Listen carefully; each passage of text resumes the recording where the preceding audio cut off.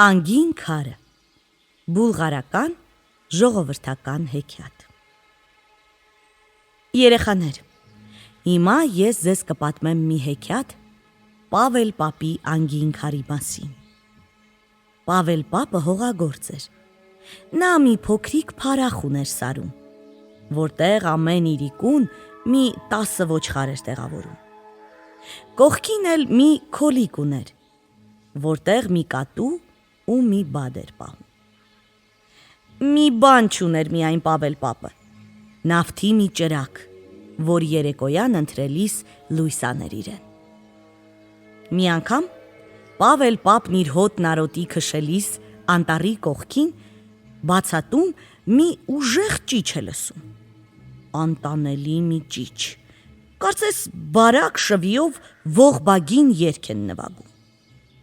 Նա իսկույն գնում մտնում է չոր խազալի մեջ, որ հասկանա, թե ինչ է կատարվում։ Մեկ էլ տեսնում է,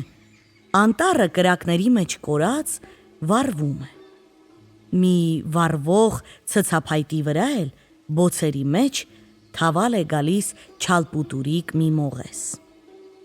«Հովիվ ախպեր», ասում է մողեսը նրան նկատելով, «ախպոր նման, օգնիր ինձ դուրս գամ այս կրակների միջից»։ Պավել պապը պատասխանում է. «Օգնեմ, բայց ճիշտն ասած չեմ համարձակվում այդ կրակների մեջ մտնել, որովհետև ոտքերս կայրեմ»։ «Այդ դեպքում մահակդ երկարիր, ես ծայրից կբռնեմ, դու էլ դուրս կքաշես ինձ ու կփրկես կյանքս»։ Պավել պապը մեկնում է նրան իր հովվի երկար մահակը և մողեսը փաթաթուկի նման նրանից կառչելով դուրս է պրծնում բոցերի միջից։ «Ուզում եմ վարձատրել քեզ սրա համար», ասում է մողեսը, «եկ ինձ հետ»։ «Ինչ ես տալու», հարցնում է Պավել պապը։ «Ես մողեսների թագավորի որդին եմ», ասում է փոքրիկ մողեսը։ «Իմ հայրն ապրում է մի խոր ու մութ քարանձավում։ Նրա թագի վրա 9 անգին քարեր կան, որոնք 9 տարբեր արևների նման լույս են տալիս։ Դրանցից մեկը կվերցնեմ ու կտամ քեզ»։ Եվ փոքրիկ մողեսը գնում է գետնի վար, ծերուկն էլ նրա ետևից։ Գնում են գնում,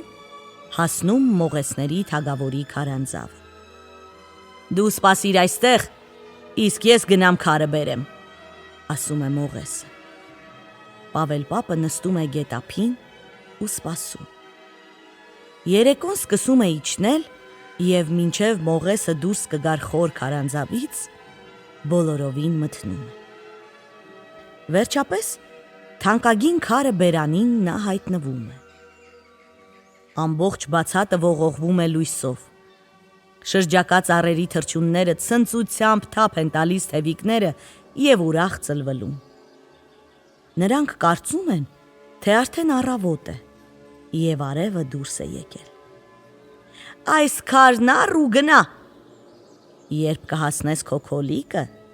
մտիր ներս ու 3 անգամ գետնին խփելով ասա. «Թող ես ունենամ այս, այս և այս», և ինչ որ ցանկանաս, կունենաս»։ Պավել պապը վերցնում է զարմանալի քարն ու զննում։ Տխիլի չափ մի քար է լինում, ոչ մեծ։ Գցում է խուրջինն ու գնում տուն։ Երբ մոտենում է, տեսնում է ոչխարների հոտը մարակի առաջ փռված է։ Բադն ու կատուն էլ դրսում սպասում են իրեն։ Ծերուկն անմիջապես հավաքում է ոչխարները, ինքն էլ գնում մտնում իր քոլիկը։ Հետո դուրս է բերում խուրջինի միջից քարը և ինչ տեսնի։ Քոլիկն ամբողջ փայլում է կուրացուցիչ լույսից։ Կատուն ու բադը անմիջապես թաթերով ծածկում են աչքերը, որպեսզի չկուրանան։ Պավել պապը նստում, ընթրում է և միտք անում։ «Ինչիս է պետք զանազան բաներ պահանջեմ անգին քարից։ Հրես ամեն ինչ էլ ունեմ, տուն էլ, ոչխարներ էլ, պանիր էլ, ահա հիմա լույս էլ կա տնակիս մեջ, էլ ինչ է պետք ինձ»։ և պառկում է քնելու։ Բայց քունը չի տանում, անընդհատ նոր մտքեր են գալիս ուղեղում։ Ինչու մի անգամ չփորձեմ այս անգին քարը, տեսնես իսկապես Մողեսի ասածի պես հրաշագործ է։ Բայց ինչ ուզեմ, ինչ։ Ու քիչ մտածելով, Պավել պապը որոշում է մարմարյա մի պալատ ուզել։ Նա վեր է կենում անկողնու միջից, դարակի վրայից վերցնում է անգին քարը, հետո 3 անգամ խփում է գետնին և ասում. «Թող մարմարյա մի պալատ կանգնի այստեղ, թող մարմարյա մի պալատ կանգնի այստեղ, թող մարմարյա մի պալատ կանգնի այստեղ»։ Այդ բառերը ասաց-չասաց, քոլիկը վերանում է մեջտեղից ու տեղը բարձրանում մի հոյակապ մարմարակերտ պալատ։ Սենյակների պատերը ամբողջ հայելուց, ամանները մաքուր ոսկուց, իսկ աթոռներն ու սեղանները սպիտակ փղոսկրից։ Ծերունին մնում է ապշած։ Նա շրջում է բոլոր սենյակները, զննում բոլոր անկյունները ու պառկում փետուրե փափուկ մի անկողնում։ Հրաշագործ քարն էլ թաքցնում է գրպանում։ Բայց արի տես, որ նույն երեկոյան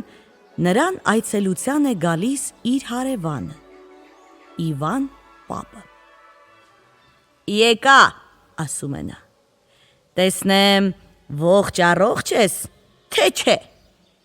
Քունս չէր տանում, ասացի գնամ, քիչ զրույց անենք։ Բայց այս ինչ հրաշք է, չեմ ուզում աչքերիս հավատալ։ Ո՞վ կանգնեցրեց այս պալատը քեզ համար։ Քարը կանգնեցրեց։ Ինչ քար։ Պավել պապը ձեռքը տանում է գրպանը ու քարը դուրս բերելով տալիս Իվանին։ Սա զննում է 4 կողմից ու հարցնում. «Հապա այս փոքրիկ քարը ինչպես կարողացավ կառուցել այս հսկայական պալատը»։ Պավել պապը պատմում է, թե ինչպես, ու նորից քարը դնում է գրպան։ Երկու հարևանները երկար զրուցում են իրար հետ, մինչև հոգնում են ու սկսում հորանջել։ «Մնա իմ տանը գիշերիր, Իվան»,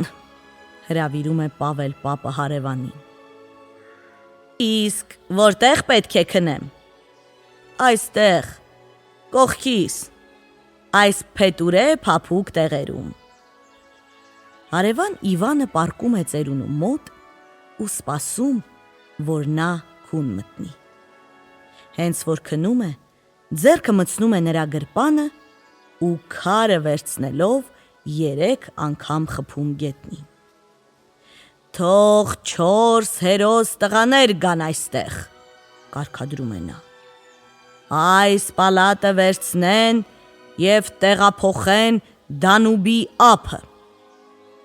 Այդ խոսքերն ասաց-չասաց,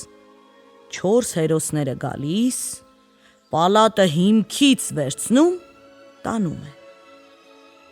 Իվանը քարը ձեռքին գնում է նրանց ետևից, իսկ Պավելը մնում է անկողնում պառկած։ Երբ նա առավոտյան զարթնում է, զարմանքով նկատում է, որ ոչ պալատը կա, ոչ էլ անգին քարը։ Նորից իր հին քոլիկում է, կատուն ու բադն էլ կողքին։ Նստում է Պավել պապը ու դառը լաց լինի։ Ոչխարները սկսում են տխուր մայել դրսում։ Նույն ձևով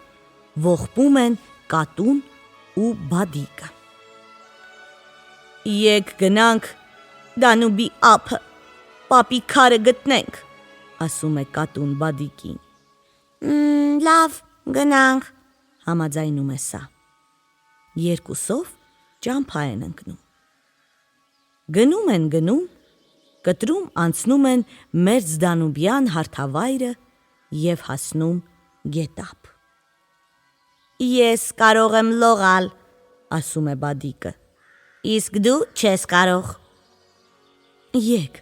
բարձրացիր մեջքիս, որ քեզ անցկացնեմ գետից։ Կատուն այդպես էլ անում է։ Երկու ընկերները անցնում են գետի մյուս ափը։ Մի քիչ էլ են քայլում նրանք և գտնում են Իվանի պալատը։ Սպասում են պարտեզում և երբ մութն ընկնում է, բաց լուսամուտից ներս են մտնում։ Տեսնում են հարևան Իվանը փետրաբարձերի մեջ փառավոր քնած է։ Անգին քարն էլ թաքցրել է լեզվի տակ։ Նրանք նկատում են, որ Իվանի կոկորդը փայլատակում է։ Դրանից էլ իմանում են, որ անգին քարը գտնվում է նրա բերանում։ Ինչպես անեմ, որ քարը դուրս բերեմ այդտեղից։ Հիմա կասեմ, թե ինչպես, պատասխանում է կատուն։ Ես պոչս կթաթախեմ պղպեղի մեջ և կգնամ նրանով խուտուտ կտամ Իվանի քիթը։ Իվանը դրանից կփռշտա ու քարը կընկնի բերանից։ Ինչպես որ ասում է, այնպես էլ անում է կատուն։ Պոչը թաթախում է կծու պղպեղի մեջ և գնում կպցնում Իվանի քթին։ Սա փռշտում է և քարն ընկնում է բերանից։ Կատուն թաթն անմիջապես դնում է վրան և խլելով փախչում։ Նրա ետևից էլ բադիկը։ Վազում են վազում, հասնում նորից Դանուբ գետը։ Կատուն նստում է բադի մեջքին ու երկուսով մտնում են ջուրը։ Կես ճանապարհին բադիկն ասում է. Այդ ինչ հրաշք քար է, տուր տեսնեմ։ Հիմա չի կարելի, ջուրը կգցես հանկարծ։ Երբ ափ հասնենք, կտամ, կտեսնես։ Չէ, հիմա տուր, թե չէ կճոխփամ ջրի մեջ և դու կխեղդվես, կռկռում է բադիկը։ Կատուն վախենում է։ Լավ, վերցրու, տալիս է նա։ Բադիկը պոչը տնկում է, որ քարը վերցնի, բայց ոնց է լինում, գցում է ջուրը։ Երկու ընկերները ափ են դուրս գալիս և սկսում հուսահատ լաց լինել։ Այդ րոպեին նրանց կողքով անցնում է մի ձկնորս։ Տեսնելով նրանց խեղճ լաց լինելիս, ձկնորսը հարցնում է. Հեյ, ինչու եք լաց լինում։ Սոված ենք, պատասխանում է կատուն։ Ձկնորսն ուռկանը գցում է գետը ու մի մեծ ձուկ բռնելով տալիս է նրանց։ Վերցրեք, կերեք, ասում է նա, և մի լաց լինի։ Կատուն ու բադիկը գնում են ջրափի ուռիների մեջ նստում, սկսում են ուտել ձուկը։ Եվ ինչ եք կարծում, ինչ են գտնում նրա փորում։ Ճիշտ է, անգին քարը։ Այդ ձուկը բերանը բաց կանգնած էր եղել ջրի մեջ, երբ քարն ընկել էր բադիկի պոչի վրայից։ Եվ նա անմիջապես կուլ էր տվել այն։ Այդ որ գտնում են, բադն ու կատուն շատ են ուրախանում։ Նրանք նորից սուրում են դեպի Դանուբյան հարթավայրը։ Վազում են վազում, հասնում Պավել պապի քոլիկը։ Տեսնում են ծերուկը հողե գետնին պառկած լաց է լինում։ Քարը գլորում են նրա գլխի մոտ։ Պավել պապի աչքերը ուրախությունից փայլում են։ Նա իսկույն ձեռքն է առնում անգին քարը և 3 անգամ գետնին խփելով ասում. Թող այստեղ գա Իվանը պարկի մեջ պինդ կապած, թող այստեղ գա Իվանը, պարկի մեջ պինդ կապած։ Թող այստեղ գա Իվանը, պարկի մեջ պինդ կապած։ Եվ ահա, բերանը պինդ կապած, պարկի մեջ հայտնվում է հարևան Իվանը։ Պավել պապը վերցնում է մահակը ու զոր սպատվիրեսցե մի լավ ծեծ տալիս։ Հետո պարկի բերանն արձակում ու դուրս բերելով չար հարևանին ճանապարհ է դնում։ Դրանից հետո ծեր հովիվը անգին քարը դնում է քսակի մեջ ու ասում. «Ոչ մի պալատ էլ պետք չէ ինձ, թե չէ Իվանը կգա կգողանա նորից, ես նրան գիտեմ»։ Եվ դուրս է գալիս, ընկնում ոչխարների ետևից։ Ամեն իրիկուն իր տնակը վերադառնալով, նա քարը դնում էր դարակի վրա, որ լույս անի։ Իսկ երբ Պավել պապը ընդմիշտ գնաց այս աշխարհից, մողեսը եկավ